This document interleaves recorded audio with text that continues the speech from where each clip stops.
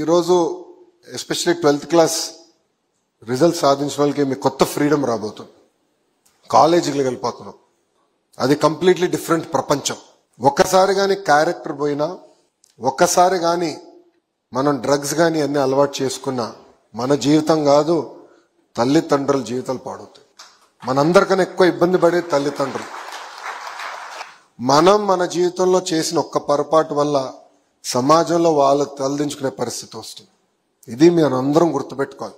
మన తల్లిదండ్రులు ఎప్పుడు గర్వపడే విధంగా మనం ప్రవర్తించాలి. డ్రగ్స్ వద్దు బ్రో అన్న క్యాంపెయిన్ మేము ప్రారంభించాం. ఎందుకు ప్రారంభించానంటే డ్రగ్స్ వల్ల ఎలా కుటుంబాలు నాశనం అవుతున్నాయి అనేది నా యువగలం పాదయాత్రలో నేను కల్లారా చూసా. చంద్రగిరి నియోజకవర్గం చిత్తూరు జిల్లాలో ఉంది. అక్కడ పాదయాత్ర చేస్తుంటే మధ్యాహ్నం లంచ్కి బ్రేక్ అయ్యాం. మహిళలతో మీటింగ్ పెట్టుకున్నాం. ఆ మీటింగ్ అయినా ఒక తల్లి వచ్చింది. ఆమె చెప్పింది, ఆమె ముగ్గురు ఆడపిల్లలు. పెద్దమ్మాయిని గంజాయికి బానిసలు చేసి శారీరకంగా వాడుకున్నారు డ్రగ్ పెడ్లర్స్ 21 రోజులు.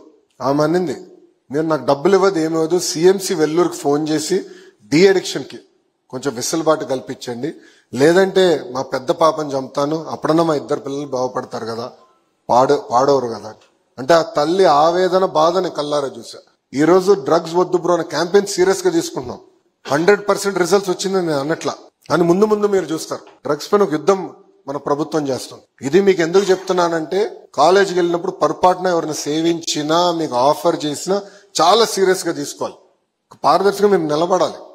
క్షణిక ఏదో బాగుంటుంది, మత్తు బాగుంటుంది అనుకునే తప్పుగానే చేస్తే ఇబ్బంది పడేది మనమే కాదు, మన తల్లిదండ్రులని మీరందరూ దయచేసి గుర్తుపెట్టుకోమని కోరుతున్నాను. ఫ్రీడమ్ అనేది డబుల్ ఎడ్జ్ స్వర్డ్. మంచి ఉంటుంది, చెడు ఉంటుంది.